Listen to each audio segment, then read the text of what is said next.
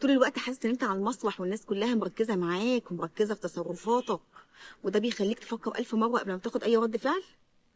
الحقيقه ان ده كله بسبب السبوت لايت افكت.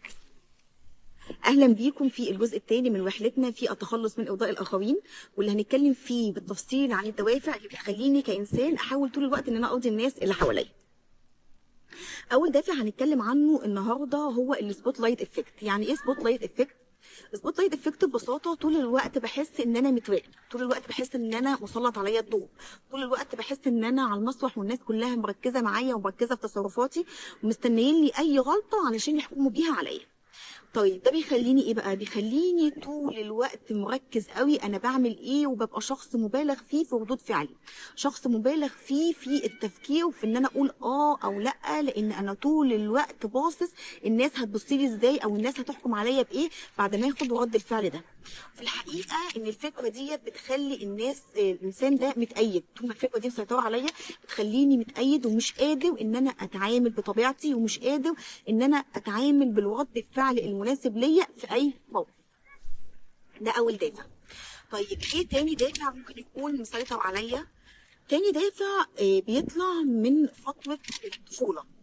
فترة الطفولة أي أب وأم طبعا بيبقى عاوزين ابنهم يطلع شخصية متعاونة، فبالتالي لما بيلاقوا عند الطفل دوت استحقاق ويلاقوا عند الطفل دوت كده ان هو عارف هو عايز ايه، وعنده القدره ان هو يقول لا، وعنده القدره ان هو يفرق بين الحاجه اللي هو محتاجها والحاجه اللي هو مش محتاجها، بيعتبروه كده زي ريد فلاج، وبيبتدوا يترجموا الاستحقاق ده او كلمه لا دي على انه هيطلع انسان اناني، شخصيه انانيه. فبالتالي بيبتدوا يعملوا ايه؟ بيبتدوا ان هم يمدحوه جدا طول ما هو بيقول نعم وحاضر وبيشارك حاجته مع الناس اللي حواليه، ويبتدوا ان هم يذموه او يعنفوه لو ابتدى ان هو يقول لا، او يقول انا مش هقدر اعمل كده دلوقتي، او انا مش محتاج ان انا العب مع الشخص ده او اشارك الطفل التاني دوت حاجتي.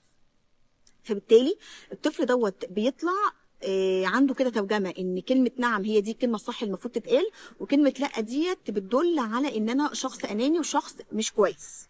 في الحقيقه ان هنا لازم اوجه رساله لاي اب وام ان هم لازم يعرفوا يفرقوا بين فكره ان انا كطفل عندي استحقاق لذاتي ودي حاجه مطلوبه جدا، وبين ان انا شخص اناني. بنقول امتى ان انت شخص اناني؟ لو تلبيه احتياجاتك بتبقى مبنيه على استغلال وتلبيه احتياجات الاخرين. يعني طول الوقت انا بستغل الشخص اللي قدامي وبستغل احتياجاته عشان البي احتياجاتي انا. هنا دي انانيه ودي صفه سيئه. لكن لو طول الوقت انا عارف بس انا عايز ايه، وطول الوقت انا كده عارف ابني لنفسي حدود وعندي استحقاق لذاتي، فهنا دي مش انانيه. ولو هنسميها انانيه يبقى هنا قليل من الانانيه مطلوبه جدا. طيب الدافع الثالث بيخرج برضه من مرحله الطفوله. الطفل اللي اتربى بالطريقه اللي كلمتكم عنها دي بيطلع عنده فكره كده مسيطره عليه، وهي ان استمرار اي علاقه بيكون مبني على مدى تلبيتي لطلبات الطرف الاخر. يعني طول ما انا بلبي طلبات الطرف الثاني في العلاقه يبقى العلاقه دي هتستمر. وطبعا هنا بتحصل مشكله في تقديري الذاتي، لان انا بربط مدى استحقاقي وتقديري بذاتي بمدى رضا الناس التانية عني. طول ما الناس راضيه عني وبتمدح فيا يبقى انا تمام وشخص كويس. حصل اي اختلاف في وجهات النظر واي حد اداني اي تعليق سلبي، يبقى هنا شخص انا لا استحق. ما يبقاش عندي قدوه ان انا اصدق ان انا شخص استحق ان انا اتحب حب غير مشروط، وان انا شخص كافي لاي حد. لا، انا شخص مش كفايه، شخص ما استحقش الحب الا لو قدمت دوافع للشخص اللي قدامي عشان ان هو يحبني. طيب دوت هيدخلني للدافع الرابع. الدافع الرابع هو ايه؟ هو تجنب المواجهه. معنى ايه تجنب المواجهه؟ حصل اي اختلاف في وجهات النظر مع الناس اللي حواليا، فانا المفروض ان انا اعبر عن فكري او اعبر عن مشاعري المختلفه عنه. طيب انا لو عبرت ممكن الناس اللي حواليا ديت تقابل المشاعر او الافكار ديت باستهانه، او يقللوا منها، او ما يقدرهاش ويحترموها.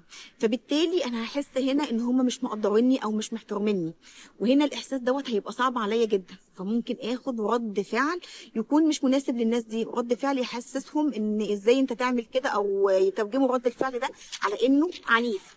فبالتالي انا ممكن اخسر علاقتي بيهم، فممكن اخسر حبيب، اخسر صديق، او اخسر وظيفه، او على الاقل تقدير اخسر سمعتي الطيبه وسط الناس وان انا طول الوقت شخص لطيف. طيب اعمل ايه بقى عشان اتجنب ده كله؟ فتجنب اي مواجهه، اتجنب ان انا اعبر عن مشاعري، اتجنب ان انا اعبر عن افكاري، اتجنب ان انا اقول كلمه لا، ويبقى الاسهل بالنسبه لي ان انا احاول ارضي الناس اللي حواليا. دي الاربع دوافع اللي ممكن تحركنا كاشخاص ان احنا نرضي الناس اللي حوالينا. اكتبوا لي في اي دافع حاسين ان هو مسيطر عليكم، او في اي دافع تاني انا ما اتكلمتش عنه حاسين ان هو اللي بيحرككم عشان ترضوا الناس اللي حواليكم. واشوفكم في حلقه جايه ان شاء الله.